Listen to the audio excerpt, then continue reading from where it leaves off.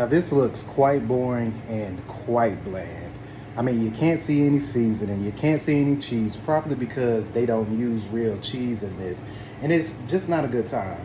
See, one thing that all of us have to do as humans is eat. So why not eat meals that actually taste good? A little bit about myself. I've worked in fast food restaurants and some fine dining establishments prior to my time in the military.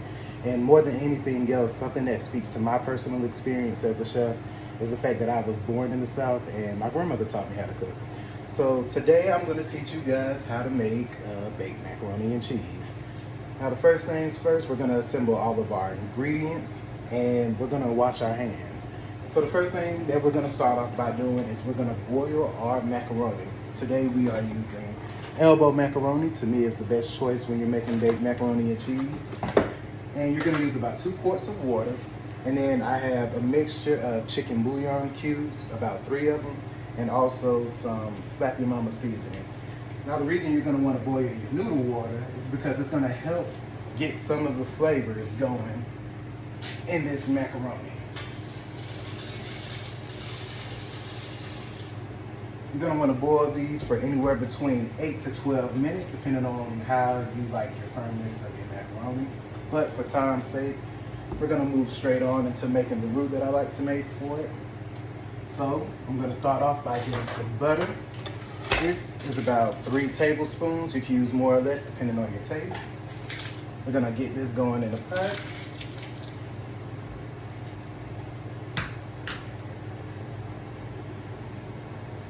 I like to start off by turning it on high just so I can get the quick melting action going on. And then while that is doing its thing, we're gonna add a splash of half and half.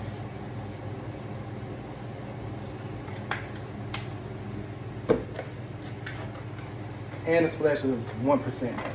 Or you can use 2%, it's all up to you. At this point, we're gonna add our seasoning to the roux mixture. We have about a teaspoon of garlic powder, a teaspoon of onion powder, a little bit of Slap Your Mama seasoning, and a dash of pepper. So I'm just gonna throw all of that in there.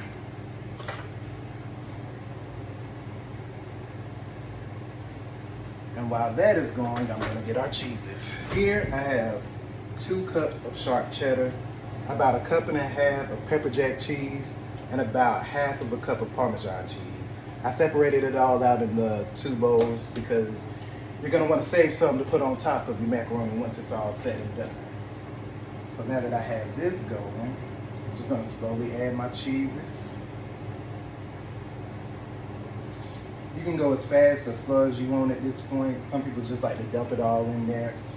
You know, slow and steady wins the race.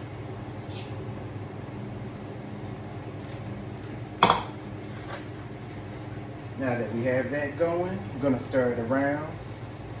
And at this point, it's probably safe to either take the mixture off of the heat altogether, or you could just cut it down. I'm just gonna cut it down for now, so it still warms up a little bit. And while I have that going, I have some pre-strained noodles that I already had handy for me so we can keep the process moving. I'm gonna put them all into a bowl. Then I have 1 egg that I already have cracked. Pour that in there. The egg is gonna be something that kind of combines it all together. All right, have that set aside. You can continue to stir your roux mixture. Right now we have a lot of good cheesiness going on right now. Now the thing about it is, you're not gonna use all of the mixture. You're gonna have some left over, and that's okay. You can either add more cheese into it to thicken it up. You can put it into the refrigerator if you wanna make it stretch for another meal, another day. You could chop up some broccoli, use it as a dip for that. There's a whole bunch of uses for it. So if it's a little too much for what you got going on, no worries. It can all get used at some point. And you can see now, I have kind of this like creamy consistency. That is what we're looking for. We don't want it to be too thin, but we also don't want it to be so thick to the point where it's a hard time cooking throughout. So now I'm gonna pour about half of the mixture into the macaroni.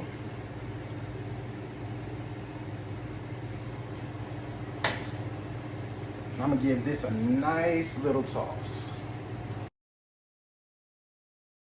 Pour it into an oven-safe bowl. I got my nice little plate here.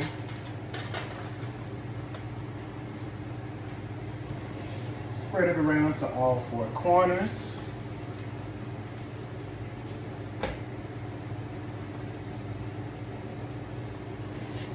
And then we're gonna top it off with all of our cheeses. Feel free to use it all, or you don't have to use it all. It's completely your prerogative.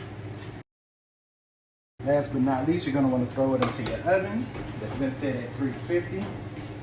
You're gonna leave it in there for about 20 to 30 minutes, depending on your doneness. Luckily, I already have some done.